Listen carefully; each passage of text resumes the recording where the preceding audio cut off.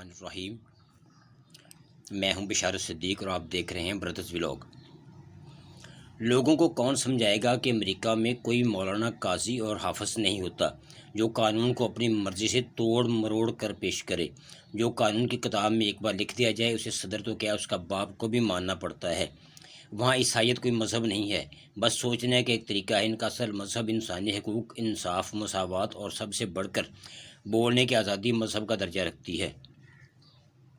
ان corrupt لوگوں اور ان کے کاروبار، ان کی نسلیں جو باہر مڈل ایسٹ میں بیٹھی ہیں، حرام کی کمائی کو سب پر پابندیاں لگوانی ہیں۔ ملک پر پابندیاں اب کی دفعہ نہیں لگیں گی، یہ سیاستدانوں پر لگے گی کیونکہ ان کا فیصلہ تھا۔ جب گورنمنٹ ہی جائز نہیں تو فیصلہ بھی جائز نہیں۔ اب کچھ لوگ international Islamic court of justice جا رہے ہیں۔ رجیم چینج کے لیے بری خبر، امریکی پابندیاں آ رہی ہیں۔ واشنگٹن میں مقیم ڈان اخبار کے سینئر پروفیشنل جرنلسٹ انور اقبال نے پاکستان میں قابض رجیم کے لیے بری خبر دے دی۔ انور اقبال صاحب نے کہا ہے کہ انسانی حقوق کی خلاف ورزیوں اور 8 فروری کے الیکشن میں فقید المثال انپریسیڈنٹڈ دھاندلی کی وجہ سے پاکستانی رجیم کے سرکردہ کرداروں، جو کہ آپ سب کو معلوم ہے، پر امریکی پابندیاں لگ سکتی ہیں۔ کہا کہ ایوان نمائندگان سے اگر ہم بھاری اکثریت سے پاس شدہ قرارداد سینٹ میں چلی گئی اور پاس ہو گئی اور قانون بن گئی تو پابندیاں لگ جائیں گی۔ کہا کہ پاکستانی ارباب اختیار کو ادراک نہیں ہے کہ جمہوریت، فریڈم آف پریس اور انسانی حقوق امریکہ میں مذہب کی طرح مقدس ہیں۔ جیسے پاکستانیوں کو مذہب مقدس ہے، امریکیوں کو یہ اقدار مقدس ہیں۔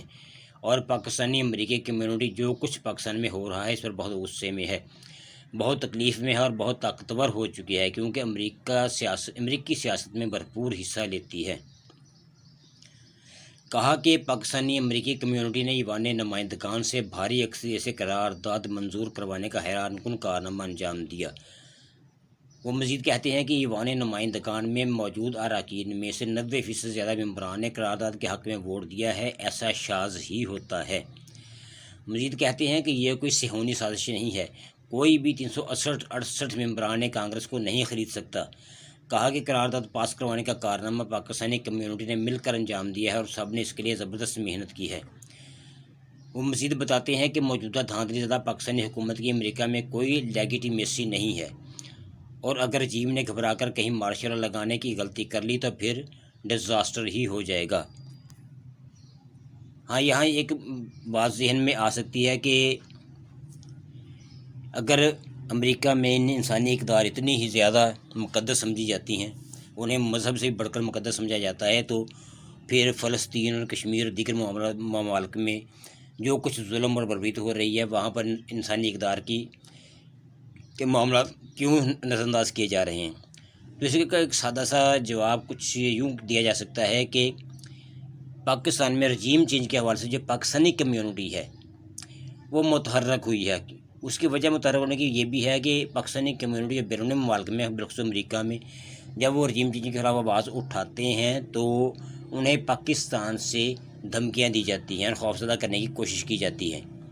تو اس لیے وہ بہت زیادہ متحرک ہوئے ہیں اور انہوں نے اپنی پوری جان لڑا کر، پوری قوت سے انہوں نے امریکہ میں لابنگ کی اور اس طرح سے یہ معاملہ سارا ہوا ہے۔